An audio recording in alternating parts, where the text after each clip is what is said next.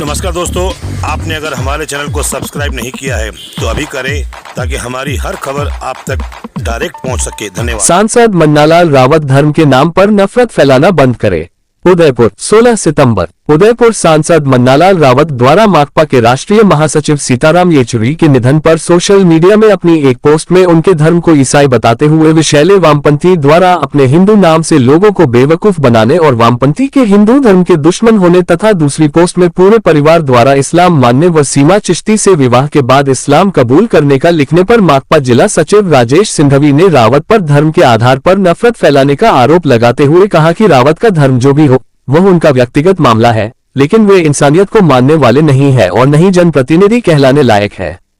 सिंघवी ने कहा कि एक तरफ देश के प्रधानमंत्री मोदी उन्हें बेहतर नेता और उनके निधन पर देश को नुकसान होना बताते हुए सीताराम येचुरी के निधन पर उन्हें श्रद्धांजलि अर्पित करते हैं और भाजपा के राष्ट्रीय अध्यक्ष जेपी नड्डा उनके पार्थिव शरीर पर श्रद्धांजलि देते हैं, लेकिन दूसरी तरफ भाजपा के नीचे के स्तर के नेता इस तरह की विषैली पोस्ट कर जनता को भ्रमित कर देश की एकता और अखंडता को भी नुकसान पहुंचाते हैं।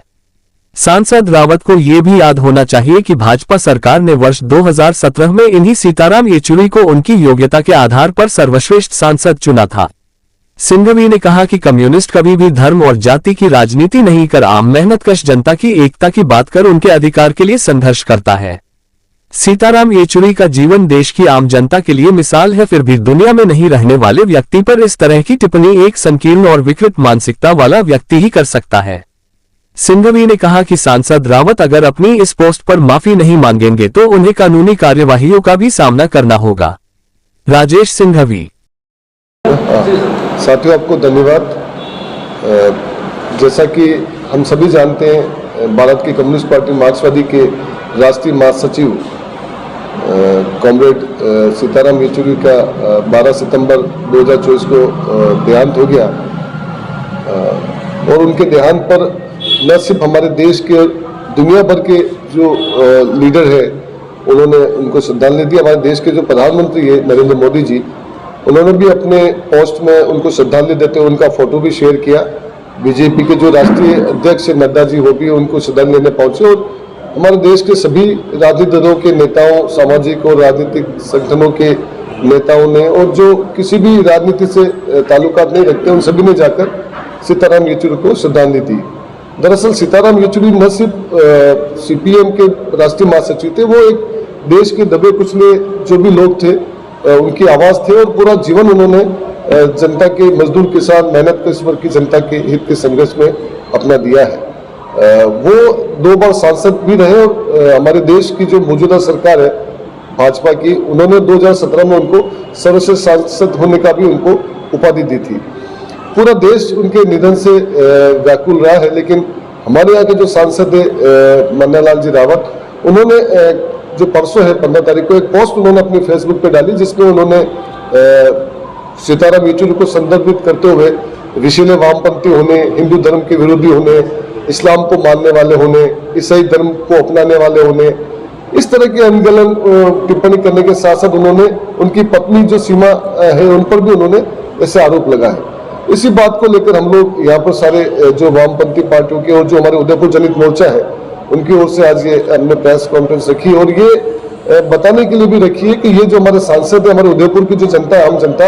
अपने आप को ठगा महसूस कर रही है कि सांसद को हम लोग इसलिए चुनते हैं कि हमारे यहाँ के जो मुद्दे हैं उन मुद्दों को लेकर संसद में बोले और उन मुद्दों पर अपना काम करें। लेकिन आप इसलिए देखिए, जब से ये सांसद बने हैं तब से हमारे उदयपुर में हिंदू, गैर हिंदू, आदिवासी, गैर आदिवासी, इन मुद्दों को लेकर वो अपनी टिप्पणियां करते रहे हैं। दरअसल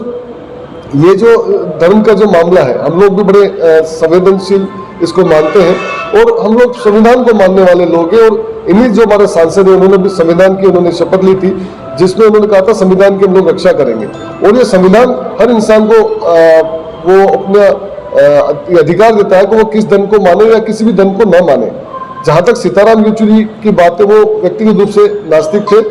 और धर्म के मामले में जो कम्युनिस्ट पार्टी का जो एक समझ है वो ये है कि धर्म एक व्यक्तिगत मामला इंसान का, जो आत्मा और परमात्मा के बीच का उसका मामला, और हमारे देश के संविधान के अनुच्छेद 25 में भी इस बारे में स्पष्ट कहा गया है। अब हम लोग आज ये कहने के लिए आए हैं कि हम लोगों ने इस जो टिप्पणी करी है वो एक तरह से हमारे समाज में वैमनस्यता फैलाने के लिए करी है और साथ ही साथ में जो भाजपा के जो कार्यकर्ता हैं उनको उज्ज्वलित करें कि कम्युनिस्ट पार्टी के लोग जो हिंदू विरोधी होती है। और आप देखिए आए दिन इस तरह के हमले भी करते हैं। एक तरह से ये इन्होंने अपराध भी किया, जो भारतीय दंड संहिता पहले थी अभी भारतीय न्याय संहिता होगी है, उसमें धारा 299 और धारा 302 भारतीय न्याय संहिता 2023 में इसमें उन्होंने अपराध किया, जिसमें धार्मिक भावनाओं के आधार पर जो है भेदभाव करना, उज्ज्वलित करना, उनका अपमान करना, उसमें 3 साल और 1 साल की सजा और जुर्माने का भी प्रावधान है। मैंने आज पार्टी की ओर से सूरजकुल थाने में रिपोर्ट दी है और ये मांग करी है कि हमारे सांसद नन्नालाल रावत के विरुद्ध जो है मुकदमा दर्ज के कानूनी कार्रवाई करी जाए। जैसे एक आम इंसान कोई भी करता है, कोई भी पोस्ट इस ढंग की लिखता है। अगर मैं आपसे एक सवाल करता हूँ मीडिया से, मीडिया को नन्नालाल जी रावत से भी सवाल करना चाहिए, मैं ये समझता हूँ। तो भाई आपने अगर सही किया है तो आप इसको स्पष्ट कीजिए कि आपने सही लिखा, आपके पास क्या तथ्य है कि आप इस्लाम करना, सही धर्म का मानना करना है। वो मुझे लगता है वो मानते तो भी मुझे कोई आपत्ति नहीं थी, लेकिन इस ढंग से करना, अगर आपके पास तथ्य नहीं है तो आप सांसद हैं तो ये आपको करना ठीक नहीं है। हम लोगों ने आज ये कार्रवाई करने के लिए लिखा है। पुलिस सीए है रतन सिंह जो इनसे बात भी की है कि आप इसमें मुकदमा दर्ज करके कार्रवाई करें। और साथ ही साथ हम जो लोग हैं इस मामले में हम लोग जिला कलेक्टर, पुलिस अधीक्षक से भी मिलेंगे और साथ ही साथ में जो संसद है, जो लोकसभा अध्यक्ष है, जो संबंधित जो कमेटियां हैं उनमें भी लिख के इनकी संसद की सदस्यता रद्द करने की भी हम लोग मांग करें। उदयपुर की जनता से भी हम लोग अपील करते हैं और भारतीय जनता पार्टी के जो कार्यकर्ता है उनसे भी हम लोग अपील करते हैं कि ये जो इस तरह की जो बात है वो इन पे लगाम करने का काम करें, जिससे हमारे यहाँ पर जो प्रेम भाईचारा है वो उसमें किसी तरह की कोई दिक्कतें न आए।